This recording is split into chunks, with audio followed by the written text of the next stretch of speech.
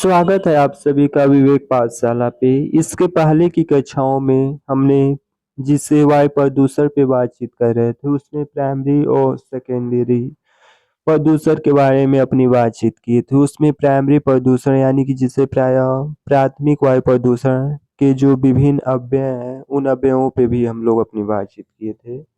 अब इस कक्षा के माध्यम से हम लोग देखेंगे कि सेकेंडरी जिसे प्रायः द्वितीयक वायु प्रदूषण के नाम से भी जाना जाता है उसमें उसकी परिभाषा क्या है, उसमें विभिन्न प्रकार के कौन से गैस हैं जो परीक्षा में प्रायः पूछे जाते हैं, उस पे हम लोग अपनी चर्चा करेंगे। तो सबसे पहले type of secondary air pollutant किससे कहते हैं यानी कि वायु का द्वितीयक प्रदूषण किससे कहते हैं उस को समझने का प्रयास करें।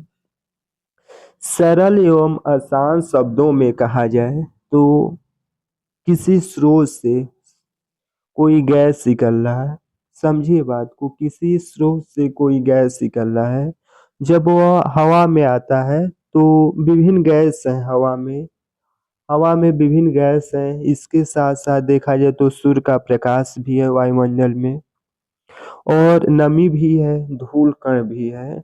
तो कुछ ऐसे गैस होते हैं जिनका अष्टक यानी कि जिनकी आखिरी जो कोष्टक है उसमें जिसे प्राय केमिस्ट्री की भाषा में कहा जाए तो अष्टक जिसे कह रहे हैं वह उनका पूर्ण नहीं है। तो उसे पूरा करने के लिए वह विभिन्न प्रकार की जो गैस वायुमंडल में है उसमें हवा भी हो सकता है, सूर्य के प्रकाश भी हो सकते हैं या अन्य गैस भी हो सकते हैं।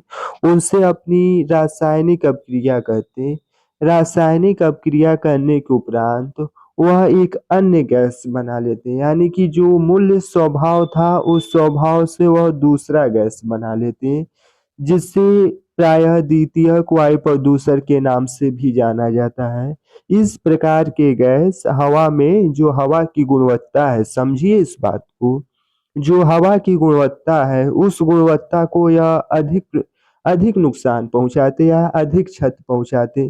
प्राथमिक वायु प्रदूषण और द्वितीयक वायु प्रदूषण में जब भी तुलना की जाए तो प्रायः जो भी द्वितीयक वायु प्रदूषण है वह मानव जीवन और जो भी जीव जंतु उस हवा में रह रहे हैं उनके स्वास्थ्य पे बहुत गहरा प्रभाव पड़ता है यानी कि बहुत ही नुकसानदायक गैस उत्पन्न करते हैं। उसे हम द्वितीयक वायु प्रदूषण के नाम से भी जानते हैं। इसमें कुछ गैसों को निर्धारित किया गया है, उन सभी गैसों को हम बारी बारी से समझेंगे कि आखिर में इसमें कौन कौन से गैस हैं। सबसे पहले हम द्वितीयक वायु प्रदूषण को परिभाषित करने का प्रयास किए। कुछ लोगों को समझ में आया होगा, कुछ लोग को न समझ में आए तो पुनः वीडियो को पोस्ट करके पुनः नए सिरे से देख के आगे बढ़ने का प्रयास कर सकते हैं। दूसरे नंबर पे, पहले नंबर पे हम लोग फोटोकेमिकल, अभी हमने बात किया था कि फोटोकेमिकल, इसके पिछली कक्षाओं के में एक शब्द का प्रयोग आया था जिसमें हमने बात किए थे कि जो नाइट्रोजन गैस है वह फोटोकेमिकल उत्पन्न करने के लिए वह उसमें बहुत ज्यादा योगदान उत्पन्न करता है। उस पे हम लोग अपनी बातचीत किए थे, अब उसको विस्तार से समझने का प्रयास करेंगे। तो पहले फोटोकेमिकल जिसे प्रायः प्रकाश और रसायन के नाम से भी जाना जाता है, समझने का प्रयास कर रहे हैं कि प्रकाश रासायनिक धुंध जिसे हिंदी में कहा जाता, आखिर क्या है फोटोकेमिकल और प्रकाश रासायनिक धुंध किसे कहा जाता है, इसे हम समझने का थोड़ा सा प्रयास करेंगे। फोटोकेमिकल जिसे प्रायः स्मॉग के नाम से भी जाना जाता है वह विभिन्न गैसों का या विभिन्न प्रदूषणों का मिश्रण है। बात समझिए कि फोटोकेमिकल में सिर्फ एक गैस नहीं होगा, वह विभिन्न गैसों का मिश्रण है और उस मिश्रण के दौरान जो बन रहा है उसे हम फोटोकेमिकल स्मॉग कह रहे हैं। अब उस समझने का प्रयास करेंगे कि फोटोकेमिकल में कौन कौन गैस और किन किन गैसों का योगदान है। तो सबसे पहले फोटोकेमिकल विभिन्न गैसों का मिश्रण है। इसमें देखा जाए तो नाइट्रोजन ऑक्साइड जिसे प्रायः NOx कहा जाता है, यानी कि इसमें नाइट्रोजन ऑक्साइड और वाष्पशील कार्बनिक यौगिक जिसे प्रायः बीओसी कहा जाता है। पुनः बीओसी को समझने का प्रयास करें। बीओसी इसकी कक्षाओं में इस पे हम विस्तार से चर्चा करेंगे, लेकिन संक्षेप में अपनी बात रखने का प्रयास करें। बीओसी उसे कहा जाता है कि जिसे प्रायः बहुलक कार्बनिक यौगिक कहा जाता है। यानी कि वायुमंडल में विभिन्न प्रकार के जो धूल कण है और इसके साथ साथ वाष्पशील कार्बनिक यौगिक है, आपस में विभिन्न गैसों के मिश्रण के दौरान जो गैस उत्पन्न होती है उसे हम बीओसी कहते हैं। तो पुनः समझेंगे कि नाइट्रोजन के ऑक्साइड और वाष्पशील कार्बनिक यौगिक जिसे प्रायः बीओसी कहा जाता है, जब यह सूर्य के प्रकाश यानी कि जब सूर्य उदय हुए हैं तो उनका प्रकाश अगर धरातल पे आ रहा है तो आपस में रासायनिक अभिक्रिया करेंगे। और जब रासायनिक अभिक्रिया होने के बाद देखा जाए तो जो भी शहर है उसके ऊपर धुंध, यह प्रायः नवंबर माह के दौरान इस प्रकार की गतिविधि देखने को मिलती है, जिसे प्रायः ग्रामीण स्तर में या बोलचाल की भाषा में जिसे धुंध को प्रायः लोग कोहरा कहते हैं, जहाँ हवा नहीं चलती और एक धुंध जैसा वातावरण दिखता, स्पष्टता यानी कि स्पष्ट हमें नहीं दिखाई देता। तो फोटोकेमिकल विभिन्न गैसों का मिश्रण है। उस गैस में मुख्य रूप से नाइट्रोजन के ऑक्साइड और वाष्पशील कार्बनिक यौगिक जो विभिन्न गैसों का मिश्रण है जिसे हम बीओसी कहते हैं। जब सूर्य उदय हुआ है तो वह आपस में अभिक्रिया करके फोटोकेमिकल नामक स्मॉग जिसे प्रकाश रासायनिक धुंध का निर्माण करते हैं। इसे हम सेकेंडरी एयर पॉल्यूशन के अंतर्गत रखते हैं, क्योंकि इसमें देख रहे हैं विभिन्न गैसों का मिश्रण के दौरान रासायनिक अभिक्रिया होती है। जब धुंध की स्थितियां उत्पन्न हो जाती तो श्वास लेने में अनेक प्रकार की समस्याएं उत्पन्न होती। इसका एक बेहतर उदाहरण के रूप में देखा जाए तो जो इस समय दिल्ली में हुई स्थितियां उत्पन्न हुई हैं, प्राय दिल्ली में जो अक्टूबर के आखिरी और नवंबर 15 तक जो स्थितियां उत्पन्न हुई रहती, वह फोटोकेमिकल स्मॉग की मुख्य वजह से ही उत्पन्न होती है। अब देखिए दूसरा जो प्रमुख गैस है जिसे प्रायः एसिडी रेन कहा जाता है, जिसे प्रायः अम्लीय वर्षा कहा जाता है। अम्लीय वर्षा एक गैसों का मिश्रण के दौरान नहीं होता है। वायुमंडल में विभिन्न गैसों के आपसी सहयोग और सहयोगात्मक जिसे प्रायः को कोलैबोरेट कहा जाता है, उसके सहयोग के दौरान उत्पन्न होता है, उसे हम समझेंगे। सबसे पहले एसिड रेन जिसे प्रायः सल्फ्यूरिक एसिड कहा जाता है, इसे समझेंगे कि अम्लीय वर्षा आखिर में होता क्या है। बहुत से सुनने में आया कि अम्लीय वर्षा होने से इसका इतना नुकसान हुआ, इसका उतना नुकसान हुआ, लेकिन वाकई अम्लीय वर्षा होता क्या उसको हम समझने का प्रयास करेंगे। अम्लीय वर्षा यानी कि जिसमें अम्ल की मात्रा अधिक हो चुकी हो उसे हम अम्लीय वर्षा कहेंगे। तो यानी कि जब सल्फर डाइऑक्साइड गैस है जो सब कोई नाम से परिचित हुआ, सल्फर डाइऑक्साइड जिसे प्रायः SO2 से लिखा जाता है, एक गैस है। और नाइट्रोजन ऑक्साइड जिसे प्रायः NOx के रूप में भी लिखा जाता है, यानी कि सल्फर डाइऑक्साइड और नाइट्रोजन ऑक्साइड वायुमंडल में उत्सर्जित होते हैं, ये सब कोई जानता है। और जब यह प्रायः हवा और वायु की धारा के दौरान यानी कि वायुमंडल में नाइट्रोजन डाइऑक्साइड और नहीं, वायुमंडल में सल्फर डाइऑक्साइड और नाइट्रोजन डाइऑक्साइड यह पाए जाते हैं गैस हैं। जब वायु की धारा में प्रायः जब देखा जाए तो हवा में नमी है और उस नमी में यानी कि वायुमंडल में ऑक्सीजन भी पाया जाता है। तो जब सल्फर डाइऑक्साइड और नाइट्रोजन ऑक्साइड हवा में जो पाए जाने वाले नमी और ऑक्सीजन से रासायनिक अभिक्रिया करके सल्फ्यूरिक सल्फेट और नाइट्रिक एसिड बनाते हैं। यानी कि देखिए सल्फर डाइऑक्साइड और नाइट्रोजन ऑक्साइड जो हवा में पाई जा रही है, हवा में देखा जाए तो जलवाष्प के नमी के रूप में पाया जा रहा है और ऑक्सीजन भी है। जब इन दोनों गैसों से रासायनिक अपक्रिया करके सल्फ्यूरिक सल्फेट और नाइट्रिक एसिड नामक गैस बनाते हैं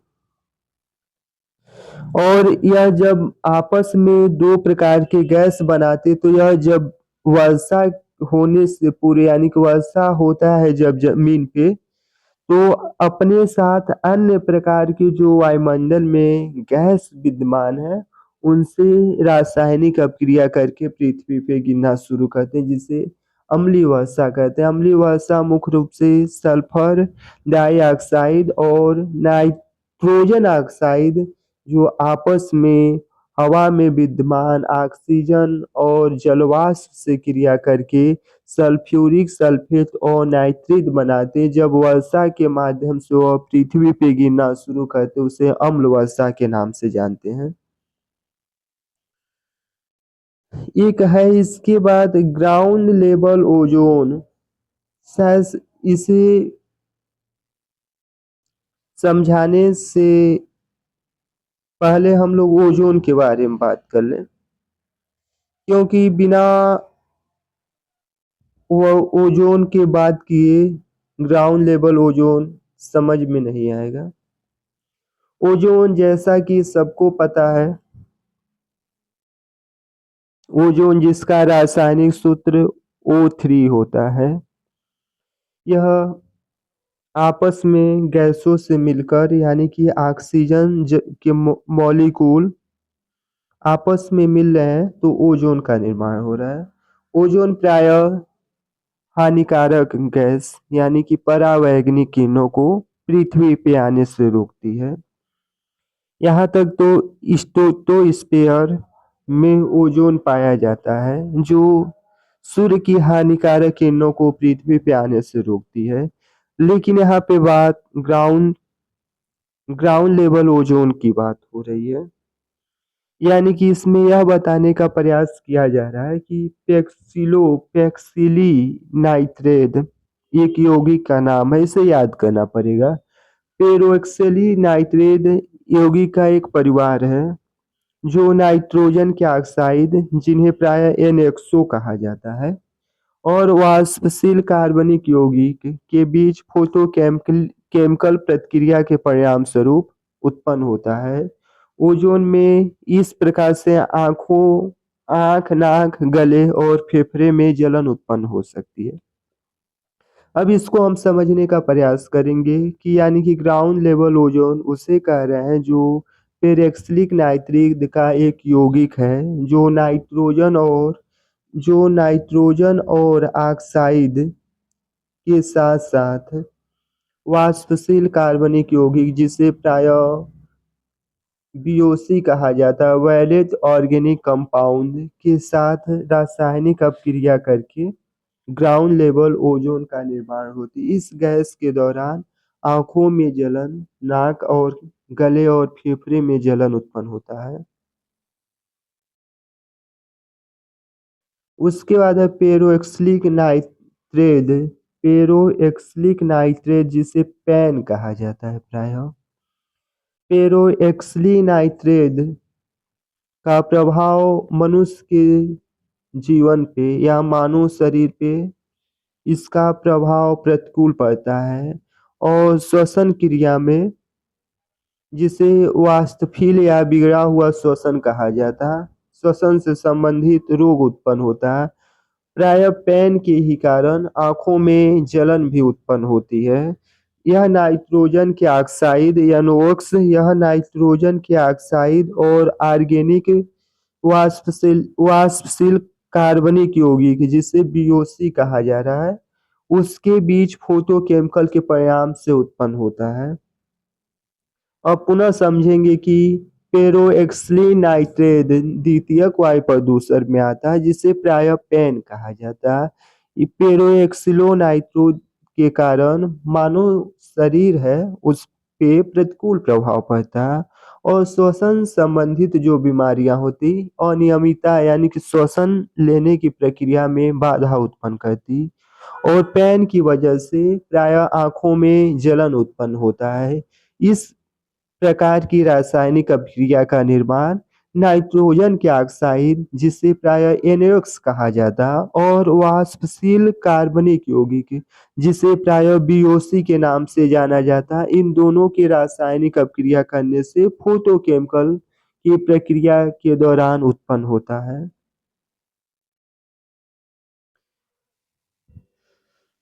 उसके बाद हम एक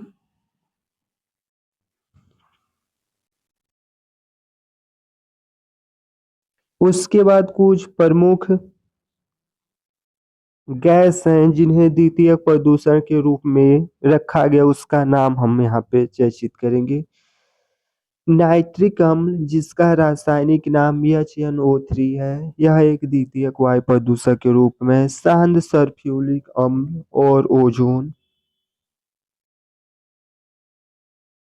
और उसके बाद कुछ और है, उस पे हम लोग अपनी बातचीत करेंगे। उसमें से कुछ प्रमुख है जिसे प्राय SPM के नाम से जाना जाता है, जिसे प्राय सस्पेंडेड पार्टिकुलर मैटर के नाम से भी जाना जाता है।